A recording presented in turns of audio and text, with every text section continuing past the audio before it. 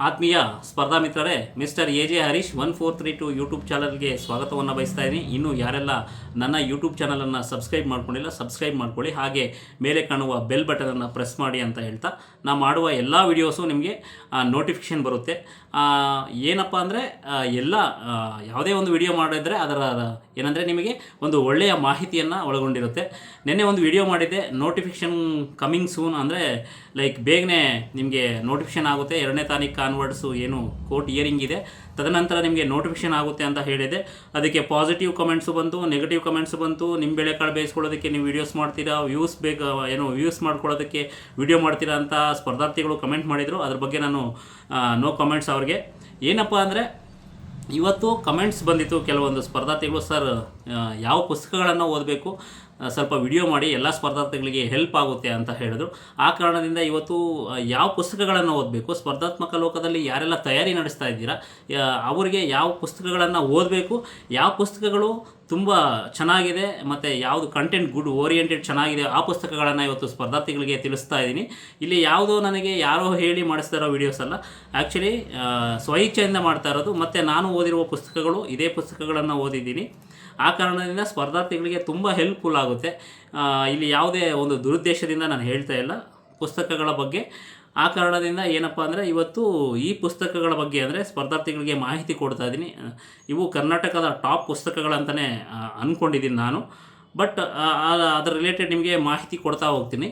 ಸ್ಪರ್ಧಾರ್ಥಿಗಳೇ ನೋಡಿ, ಮೊದಲಿಗೆ ಯಾವುದೇ ಒಂದು ಸ್ಪರ್ಧಾರ್ಥಿ ಸ್ಪರ್ಧಾತ್ಮಕ ಲೋಕದಲ್ಲಿ ಏನು ತಯಾರಿ ನಡೆಸ್ತಾ ಇದ್ದರೆ ಅವ್ರಿಗೆ ಬೇಸಿಕ್ ಬುಕ್ಸ್ ಇರಬೇಕು. ಏನು 6th 12th ತನಕ. ಈಗ ನಮ್ಮ ಕರ್ನಾಟಕ ಏನು ಗೌರ್ನಮೆಂಟ್ ಇದೆಯಲ್ಲ, DSERT ಪುಸ್ತಕಗಳು, ಹಾಗೆ ಏನು ಇಂಗ್ಲೀಷ್ ಮೀಡಿಯಮ್ಗೆ NCERT ಪುಸ್ತಕಗಳನ್ನು ಕಂಪಲ್ಸರಿ ಪ್ರತಿಯೊಬ್ಬ ಸ್ಪರ್ಧಾರ್ಥಿ ಹತ್ರನೂ ಒಂದು ಸೆಟ್ ಇರಲೇಬೇಕು. ಅದು ಯಾವುದೋ ಸೋಷಿಯಲ್ ಸೈನ್ಸ್ ಆಗಿರಬಹುದು, ಮ್ಯಾಥ್ಸ್ ಆಗಿರಬಹುದು, ಮತ್ತು ಸೈನ್ಸ್ ಆಗಿರಬಹುದು, ಎಲ್ಲ ಒಂದು ಸೆಟ್ಟು ನಿಮ್ಮ ಹತ್ರ ಇರಬೇಕು. ಓಕೆನಾ? ನೆಕ್ಸ್ಟು ವೆರಿ ಇಂಪಾರ್ಟೆಂಟ್, ಸಂವಿಧಾನ. ನಾವೆಲ್ಲ ಓದ್ತಾ ಇದ್ದು PS ಗಂಗಾಧರ್, ತುಂಬ ಚೆನ್ನಾಗಿದೆ, ಅದ್ಭುತವಾಗಿದೆ ಪುಸ್ತಕ. ಇಂಗ್ಲೀಷ್ ಮೀಡಿಯಮ್ ಅವ್ರು ಬಂದು ಲಕ್ಷ್ಮೀಕಾಂತ್ ಚೆನ್ನಾಗಿದೆ. ಇದನ್ನು ಓದಿದ್ರೆ ತುಂಬ ಬೆಟರ್, ನಿಮಗೆ ಎಕ್ಸಾಮ್ ಓರಿಯೆಂಟೆಡು ತುಂಬ ಚೆನ್ನಾಗಿದೆ, ಅದ್ಭುತವಾಗಿದೆ ಪುಸ್ತಕ. PS ಗಂಗಾಧರ್ ಸಾಹೇಬರು ಬರೆದಿರೋ ಪುಸ್ತಕ ತುಂಬ ಚೆನ್ನಾಗಿದೆ. ನೆಕ್ಸ್ಟು ಇನ್ನು ಮೂರನೇದು ಇತಿಹಾಸ. ಈಗ ಫಾರ್ ಎಕ್ಸಾಂಪಲ್ ನಾನೇ ಬರೆದಿದ್ದೀನಿ, ಹರೀಶ್ ಎನ್ ಅಂದ್ಬಿಟ್ಟು ನಾನೇ ಬರೆದಿರೋ ಪುಸ್ತಕ. ಇದನ್ನು ಕರ್ನಾಟಕ ಹಿಸ್ಟ್ರಿನೇ ಸಪ್ರೇಟ್ ಮಾಡಿದ್ದೀನಿ ಮತ್ತು ಇಂಡಿಯನ್ ಹಿಸ್ಟ್ರಿನೇ ಸಪ್ರೇಟ್ ಮಾಡಿದ್ದೀನಿ. ತುಂಬ ಅದ್ಭುತವಾಗಿದೆ ಪುಸ್ತಕ. ನನ್ನ ಪುಸ್ತಕದ ಬಗ್ಗೆ ಸ್ಟೂಡೆಂಟ್ಸೇ ಫೀಡ್ಬ್ಯಾಕ್ ಕೊಡ್ತಾರೆ, ನನ್ನ ಬಗ್ಗೆ ಏನು ಹೇಳ್ಕೊಡೋದು ಬೇಕಾಗಿಲ್ಲ. ನೆಕ್ಸ್ಟು ಜಿಯೋಗ್ರಫಿ ಎಲ್ಲರೂ ರಂಗನಾಥ್ ಸಾಹೇಬರು ಓದ್ತಾಯಿದ್ರು, ನಾನು ರಂಗನಾಥ್ ಸಾಹೇಬ್ರದೇ ಓದ್ತಿದ್ದೆ. ಈಗ ನಾನೇ ಬರೆದಿರುವ ಜಿಯೋಗ್ರಫಿ ತುಂಬ ಚೆನ್ನಾಗಿದೆ. ಎರಡನ್ನೂ ನೀವು ಓದಬಹುದು, ತುಂಬ ಅದ್ಭುತವಾಗಿದೆ. ಮೂರನೇದು ಬಂದು ತುಂಬ ವೆರಿ ವೆರಿ ಇಂಪಾರ್ಟೆಂಟು, ಸೈನ್ಸ್ ಅಂದರೆ ಮಿನಿಮಮ್ 20 ಕ್ವಶನ್ ಬಂದೇ ಬರುತ್ತೆ ಎಕ್ಸಾಮಲ್ಲಿ. VRS ಕರ್ನಾಟಕದ ಪ್ರಸಿದ್ಧ ಏನು ಲೇಖಕರಾದ VRS ಸರು ಬರೆದಿದ್ದಾರೆ, ತುಂಬ ಅದ್ಭುತವಾಗಿ ಬರೆದಿದ್ದಾರೆ. ಈ ಪುಸ್ತಕವನ್ನು ರೆಫರೆನ್ಸ್ ಮಾಡಿ ಅಂತ ಹೇಳ್ತಾ ಇದ್ದೀನಿ. ಜೊತೆಗೆ ಇನ್ನು ಎನ್ವಿರಾನ್ಮೆಂಟ್ ಆ್ಯಂಡ್ ಎಕಾಲಜಿ, ಇವರು ವಿನೋದ್ ಚೌಹಾಣು, ಇವರು ತುಂಬ ಸಕಲಾಗಿದೆ ಪುಸ್ತಕ. ತುಂಬ ಅಂದರೆ ಈಸಿಯಾಗಿ ಅರ್ಥ ಆಗುತ್ತೆ. ನೀವು ವಿನೋದ್ ಚೌಹಾಣ್ ಪುಸ್ತಕವನ್ನು ಓದಿದ್ರೆ ಮಾರ್ಕ್ಸನ್ನು ತುಂಬ ಸ್ಕೋರ್ ಮಾಡಬಹುದು. ಹಾಗೆ ಮೆಂಟಲ್ ಎಬಿಲಿಟಿ ಏನು ಪುಸ್ತಕಗಳು ಮಂಜುನಾಥ್ ಬ್ಯಾಡಗಿ ಹಾಗೆ ನಿಂಗಪ್ಪ. ಮಂಜುನಾಥ್ ಬ್ಯಾಡಗಿ ಅವರಿಗೆ ಮೆಂಟಲ್ ಎಬಿಲಿಟಿಯ ಬ್ರಹ್ಮ ಅಂತಲೇ ಗುರುತಿಸ್ಕೊಂಡಿದ್ದಾರೆ ಕರ್ನಾಟಕದಲ್ಲಿ, ಅವ್ರದ್ದು ಚೆನ್ನಾಗಿದೆ. ರೀಸೆಂಟಾಗಿ ಈಗ ನಿಂಗಪ್ಪ ಅವರು ಟ್ರೆಂಡಿಂಗಲ್ಲಿದ್ದಾರೆ.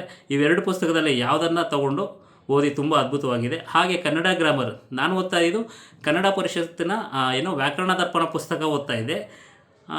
ಈಗ ನಾನೇ ಬರೆದಿರುವ ಕನ್ನಡ ಗ್ರಾಮರ್, ಅಂದರೆ ಕನ್ನಡ ವ್ಯಾಕರಣ ಮತ್ತು ಕನ್ನಡ ಸಾಹಿತ್ಯ ಚರಿತ್ರೆ ಬರೆದಿದ್ದೀನಿ, ತುಂಬ ಅದ್ಭುತವಾಗಿದೆ. ಅದನ್ನು ತೊಗೊಂಡು ಓದಿ, ನಿಮಗೆ ಎಲ್ಲ ಕವರ್ ಆಗ್ತಾ ಹೋಗುತ್ತೆ. ಹಾಗೆ ಇಂಗ್ಲೀಷ್ಗೆ ಸುನಿಲ್ ಎನ್ ಅಂತ, ಇವರು ಜ್ಞಾನ ಗಂಗೋತ್ರಿ ಸಂಸ್ಥೆಯಿಂದ ಬರೆದಿರೋರು ಅಂತ ಕೇಳ್ಪಟ್ಟೆ, ಬಟ್ ತುಂಬ ಚೆನ್ನಾಗಿದೆ ಪುಸ್ತಕ. ಅದರ ಜೊತೆಗೆ ನಿಮಗೆ ಲೂಸೆಂಟ್ ಇಂಗ್ಲೀಷ್ ಗ್ರಾಮರ್ ಇನ್ನೊಂದು ಚೆನ್ನಾಗಿದೆ. ಹಾಗೆ ಇನ್ನೊಂದು ಏನಪ್ಪ ಅಂದರೆ ಕಂಪ್ಯೂಟರ್ ಬಗ್ಗೆ ಈಗ ಎಷ್ಟು ಹೇಳಿದ್ರು ನಾನು ಸಾಲದು. ಸುನಿಲ್ ಚೌಹಾಣ್ ಅಂತ, ಇವರು ತುಂಬ ಅದ್ಭುತವಾಗಿ ಬರೆದಿದ್ದಾರೆ. ಏನೋ ಕ್ವಶನ್ ಬ್ಯಾಂಕು ಏನೋ ಬರೆದಿದ್ದಾರೆ, ಮತ್ತು ಕಂಪ್ಯೂಟರ್ ರಿಲೇಟೆಡ್ ಎಲ್ಲ ಅದ್ಭುತವಾಗಿ ಬರೆದಿದ್ದಾರೆ. ಎಲ್ಲ ಚಾಪ್ಟರ್ ವೈಸು ಏನಪ್ಪ question with answer, recent related trend ಏನಿದೆ ಅದರ ರಿಲೇಟೆಡ್ ಆಗಿ ಕ್ವಶನ್ಸನ್ನು ಬರೆದಿದ್ದಾರೆ. ನಿಮಗೆ ತುಂಬ ಸ್ಕೋರ್ ಆಗುತ್ತೆ. ಏನೋ ಸುನಿಲ್ ಚೌಹಾಣ್ ಅವರು ತುಂಬ ಎಕ್ಸಲೆಂಟ್ ಇದೆ. ಇಂಗ್ಲೀಷ್ ಮೀಡಿಯಮ್ ಅವರಾದರೆ ಈ ಲೂಸೆಂಟ್ ಬರುತ್ತೆ ಕಂಪ್ಯೂಟರು, ಅದನ್ನು ಓದಿ. ಕನ್ನಡ ಮೀಡಿಯಮ್ ಅವರಾದರೆ ಸುನಿಲ್ ಚೌಹಾಣ್ ತುಂಬ ಅದ್ಭುತವಾಗಿದೆ. ಹಾಗೆ ಪ್ರಚಲಿತ ಅಂದರೆ ಪ್ರಚಲಿತ ಘಟನೆಗಳು ಕರೆಂಟ್ ಅಫೇರ್ಸ್ ರಿಲೇಟೆಡ್ ಏನು ಓದಬೇಕಂದ್ರೆ ನೀವು ಡೈಲಿ ಪ್ರತಿಯೊಬ್ಬ ಸ್ಪರ್ಧಾರ್ಥಿಯು ಪ್ರಜಾವಾಣಿ ನ್ಯೂಸ್ ಪೇಪರನ್ನು ಓದಬೇಕು, ಅದನ್ನು ನಿಮ್ಮದೇ ಆದ ಕೀ ನೋಟ್ಸ್ ಮಾಡ್ಕೋಬೇಕು. ತದನಂತರ ಏನಪ್ಪ ಮ್ಯಾಗ್ಝಿನ್ಸು ಹರೇಂದ್ರ ಕರೆಂಟ್ ಅಫೇರ್ಸ್ ಅಂತ ಅವರು ಬರೀ PDF ಬಿಡ್ತಿದ್ದಾರೆ. ಆ PDF ನೀವೇ ಪ್ರಿಂಟ್ ಹಾಕಿಸ್ಕೊಂಡು ಓದಬೇಕಾಗುತ್ತೆ. ಇನ್ನೊಂದು 2 ಮಾರ್ಕೆಟಲ್ಲಿ ತುಂಬ ಹೆಸರಾಗಿರುವ ಅಂದರೆ ಹರಿವು ಮ್ಯಾಗ್ಝಿನು ಮತ್ತು ವಿಜೇತ ಮ್ಯಾಗ್ಝಿನು. ಈ ಎಲ್ಲ ಪುಸ್ತಕಗಳು ನಿಮ್ಮ ಹತ್ರ ಈ ಪುಸ್ತಕಗಳನ್ನು ಓದಿ ತುಂಬ ಚೆನ್ನಾಗಿದೆ. ಜೊತೆಗೆ ಏನಪ್ಪ ಅಂದರೆ ಇಲ್ಲಿ ನಿಮಗೆ ನೆನ್ನೆ ಇನ್ನೂ ಹೇಳಿದ್ರಿ ಸರ್ KPSC ಮತ್ತು KA ಯಾವ ರೀತಿ ಬರುತ್ತೆ ಪೇಪರು ಕನ್ನಡ ಅಂತ ಕೇಳಿದರು. KPSC ಏನಾದರೂ FDA SDA ಕಂಡಕ್ಟ್ ಮಾಡಿದ್ರೆ ನಿಮಗೆ ಕನ್ನಡ ಗ್ರಾಮರಿಂದ 100 ಮಾರ್ಕ್ಸ್ ಇರುತ್ತೆ. ಅದೇ KA ಆದರೆ 35 ಮಾರ್ಕ್ಸ್ ಇರುತ್ತೆ. ಮತ್ತು ಅದ್ರ ಜೊತೆಗೆ ಈ KAಯಲ್ಲಿ ಬರೀ ಕನ್ನಡ 35 ಮಾರ್ಕ್ಸ್ ಜೊತೆಗೆ ಇಂಗ್ಲೀಷ್ 35 ಮತ್ತು ಕಂಪ್ಯೂಟರ್ 35. ನೋಡಿ ಸ್ಪರ್ಧಾರ್ಥಿಗಳೇ, ನಾನು ಹೇಳೋ ಸಬ್ಜೆಕ್ಟ್ಸ್ ಯಾವ ರೀತಿ ಇದೆ ಅಂದರೆ ನೀವು 4 ಸಬ್ಜೆಕ್ಟನ್ನು ಫೋಕಸ್ ಮಾಡಿದ್ರೆ 100 ಮಾರ್ಕ್ಸ್ ಸ್ಕೋರ್ ಮಾಡ್ಬೋದು. ಯಾವುದರಲ್ಲಿ KA ಎಕ್ಸಾಮ್ಸ್ ಗ್ರೂಪ್ C ಕಾಲ್ ಮಾಡ್ತಾರಲ್ಲ ಅದರಲ್ಲಿ. ನೋಡಿ ಕಮ್ಯುನಿಕೇಷನ್ನಿಂದ ನಿಮಗೆ ಇಂಗ್ಲೀಷ್ ಕಮ್ಯುನಿಕೇಷನ್ ಇದೆಯಲ್ಲ, ಇಂಗ್ಲೀಷ್ ಕಮ್ಯುನಿಕೇಷನಲ್ಲಿ ನಿಮಗೆ 35 ಮಾರ್ಕ್ಸು, ಕಂಪ್ಯೂಟರು 30 ಮಾರ್ಕ್ಸು, ಜೊತೆಗೆ science and technology, mental ability ಈ ಟೋಟಲ್ 4 ಸಬ್ಜೆಕ್ಟಿಂದ 95 ಮಾರ್ಕ್ಸು. ಅದೇ ಕನ್ನಡ ಮಾಡಿಕೊಂಡ್ರೆ ನಿಮಗೆ 130 ಮಾರ್ಕ್ಸ್ ಬರುತ್ತೆ. 5 ಸಬ್ಜೆಕ್ಟಿಂದ 130 ಮಾರ್ಕ್ಸ್ ಬರುತ್ತೆ. ಇನ್ನು ಉಳಿದಿದ್ದೆಲ್ಲ ನಿಮಗೆ 70 ಮಾರ್ಕ್ಸ್ ಕವರ್ ಆಗುತ್ತೆ ಸ್ಪರ್ಧಾರ್ಥಿಗಳೇ. ಆ ಕಾರಣದಿಂದ ಈ ಪುಸ್ತಕಗಳನ್ನು ಓದಿ. ಮಾರ್ಕೆಟ್ಗೆ ದಿನೇ ದಿನೇ ಹೊಸ ಪುಸ್ತಕಗಳು ಬರುತ್ತೆ. ಕಂಟೆಂಟು ಯಾವ್ದು ಚೆನ್ನಾಗಿದೆ ಅದನ್ನ ಬಗ್ಗೆ ನಾನು ಮಾಹಿತಿ ಕೊಟ್ಟಿದ್ದೀನಿ.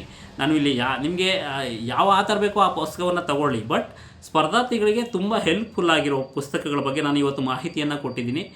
ಆ ಕಾರಣದಿಂದ ಇನ್ನೂ ಯಾರೆಲ್ಲ ನನ್ನ ಪುಸ್ತಕಗಳು ತೊಗೊಂಡಿಲ್ಲ ಅದು ತೊಗೊಳ್ಳಿ. ಮತ್ತು ನಿನ್ನೆ ಒಂದು ಕಮೆಂಟ್ ನೋಡಿದೆ, ಇವ್ರ ಪುಸ್ತಕಗಳನ್ನು ಸೇಲ್ ಮಾಡ್ಕೊಳ್ಳೋದಕ್ಕೆ ಇವರು ವಿಡಿಯೋ ಮಾಡ್ತಾ ಇದ್ದಾರೆ ಅಂತ ಹೇಳ್ತಾರೆ. ನನಗೇನು ಅವಶ್ಯಕತೆ ಇಲ್ಲ. ಆಲ್ರೆಡಿ ಹೊಡೆದಿದ್ದು 1,000 ಕಾಪಿ ಆಲ್ಮೋಸ್ಟ್ ಎಲ್ಲ ಸೇಲ್ ಆಗ್ತಾ ಬಂದಿದೆ. ನನಗೇನು ಅವಶ್ಯಕತೆ ಇಲ್ಲ. ಬಟ್ ಏನಪ್ಪ ಅಂದರೆ ಒಳ್ಳೆ ಗುಡ್ ಕಂಟೆಂಟನ್ನು ಕೊಡಬೇಕಾಗಿತ್ತು. ಬಿಕಾಸ್ ನಾನು ಸ್ಟಡಿ ಮಾಡಬೇಕಾದ್ರೆ ಏನೆಲ್ಲ ಸ್ಪರ್ಧಾತ್ಮಕ ಲೋಕದಲ್ಲಿ ಏನು ಪ್ರಾಬ್ಲಮನ್ನು ಫೇಸ್ ಮಾಡಿದ್ದೆ ಅದಕ್ಕೆ ರಿಲೇಟೆಡ್ ಆಗಿ ನಾನು ಪುಸ್ತಕಗಳನ್ನು ಬರೆದೆ. ಓಕೆನಾ. ಬಟ್ ನಾನು ಎಲ್ಲೋ ಕಾಪಿ ಮಾಡಿ ಮತ್ತು ಯಾರ್ದೋ ಬುಕ್ಕನ್ನು ಯಥಾವತ್ತಾಗಿ ನಾನು ಮಾಡಿಲ್ಲ. ನನ್ನ ಸ್ಟ್ರಗಲ್ ಇದೆ ಪುಸ್ತಕಗಳ ಬಗ್ಗೆ. ಅದಕ್ಕೆ ಅಷ್ಟೊಂದು ಫೀಡ್ಬ್ಯಾಕ್ ಬಂದಿದೆ ಸ್ಪರ್ಧಾರ್ಥಿಗಳಿಂದ. ಯಾರು ಏನು ಬೇಕಾದರೂ ಅಂದ್ಕೊಳ್ಳಿ, ನಾನು ನೆಗೆಟಿವ್ಗೆ ತಲೆ ಕೆಡಿಸ್ಕೊಳ್ಳೋ ಮಗನೇ ಅಲ್ಲ. ನೀವು ಅಡ್ವೊಕೇಟ್ ಆಗಿರೋರು ಅಡ್ವೊಕೇಟ್ ವೃತ್ತಿ ಮಾಡಿ ಅಂತ ಕೆಲವೊಬ್ಬರು ಕಮೆಂಟ್ಸ್ ಆಗ್ತಾಯಿದ್ರು. ಬಟ್ ಯಾಕಂದರೆ ನಾನು ಮಿಸ್ಗೈಡ್ ಆಗ್ತಾ ಇರೋದನ್ನು ತಪ್ಪಿಸೋದು ನನ್ನದು ಪಾತ್ರ ಆಗಿರುತ್ತೆ. ಬಿಕಾಸ್ ಯಾಕಂದರೆ ಹೋರಾಟಗಳಲ್ಲಿ ಭಾಗಿಯಾಗ್ತೀನಿ. ಸ್ಪರ್ಧಾರ್ಥಿಗಳ ಪರವಾಗಿ ಏನೇ ಕುಂದುಕೊರತೆಗಳಿದ್ದರೆ ಅದ್ರ ಬಗ್ಗೆ ಚರ್ಚೆ ಮಾಡ್ತೀನಿ. ಓಕೆನಾ.